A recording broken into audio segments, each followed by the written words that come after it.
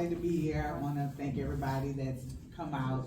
I met Tia and Taz during Black Pride this year, NOLA Black Pride, and I was on a panel, and Taz came up to me after the panel and she said, so many things that you said resonated with me, and we just started talking and we had a lot of similarities, and I think we clicked from there, and then I was able to have a conversation with Tia, and it was more similarities, and so it definitely was not by coincidence that we connected. So I'm so thankful and appreciative that they asked me to be a part of this great event. I had never even heard of data collection, let alone data collection in the capacity of for us, specifically Black lesbian women and lesbian women of color, to give us that voice, to give us the numbers, because people always say the numbers don't lie. And so the survey is so important. When I did do the survey and I saw the questions, and we do a census, we do surveys on the jobs, we do surveys in school and things like that, because other organizations and entities realize that numbers are important. So to have an organization that specifically wants to gather data about us, for us to help us with our representation is very important, and I think that's some important work that they're doing. So I'm supposed to talk a little bit about me. My name is Monroe. I'm originally from Baton Rouge. I've been out here in New Orleans probably about almost 15 years now. I've met some amazing people in our community that's doing the work, and I'm so thankful to be a part of that. Women with a Vision, Gamma Alpha Psi, now explicitly me, Black Pride NOLA, that we have so many organizations that are actually putting boots to the ground to really make a difference. So in giving you a little bit about myself, I grew up in a very religious household, so you can imagine how that went.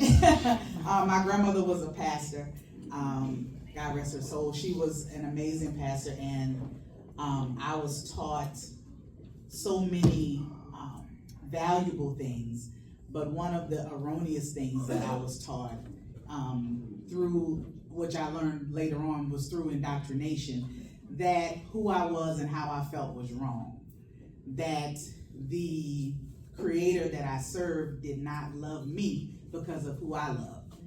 And so and so many of us went through that.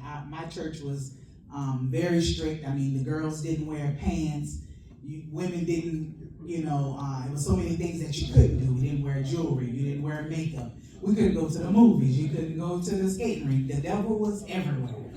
Everywhere but at your house and at church. If we went to the movies, that was secular. You couldn't listen to the wrong music. You couldn't do anything, pretty much you couldn't do anything to me, but that's how I was raised. And so you can imagine the internal conflict that went on with that. And I was being raised in ministry, to follow in my grandmother's footsteps. So it's very hard to have a passion when there's conflict within your passion. Because I knew who I served, I knew how I felt, and I had to separate the two. So when I made a stand, because I've always been very confident, I believe in outspoken, when I got older and I started asking questions, I wasn't getting the answers that were satisfactory to me. I was asked, after my grandmother passed, I was helping my aunt in ministry, who was also a pastor. It was my grandmother's sister. I was working in her church and an understudy at the time, doing radio ministry, doing prison ministry. And when you're in a small church, you pretty much do everything. You're the treasurer, you answering the phone, you doing the prayer line, you frying the fish for the fish dinners, you taking up the collection, I'm working up the crackers for the communion, I'm doing everything. So you do all of that. And my aunt got wind that I had a girlfriend. And I was trying to hide that, and that was my roommate. And when she asked me flat out, I didn't lie.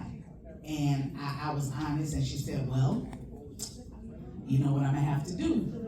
And I said, yes, ma'am, and do what you gotta do, because I knew growing up you know, what they called it. They didn't say they were kicking you out. They said you were disfellowshipped. So they pretty much just, you know, the church that I had been in from birth told me that because I chose to be honest and I chose to love who I realized that I always loved, that I could no longer be a part of that ministry. And I went through a period of being angry. I went through a period of confusion. I was angry with God. I was angry with the church. I said I wasted all this time, all these years, all these shut-ins and lock-ins and prayer lines and, you know, all of the things that I had done.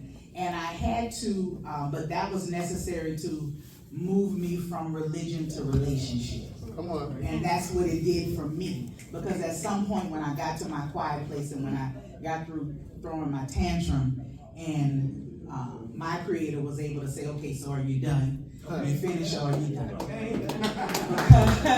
And I said, yeah, I'm done. You know, I was wilding out. I was in the club. I had never been to the club. I want me a setup, and I'm just drunk off my ass up in there, you know. And I'm like, I'm going to dance, and I'm going to the club every night, and I'm going to be in there, and I don't care who see me. I'm going to the movies, and I'm going to see R-rated movies. Tell me what I can. Yeah, exactly. So I was wilding out, and so he came and finally said, okay, so you finished, you got that out your system, now you good, can we talk? And I said, okay, I'm ready to talk. He said, I never told you those things. The people who claim to represent me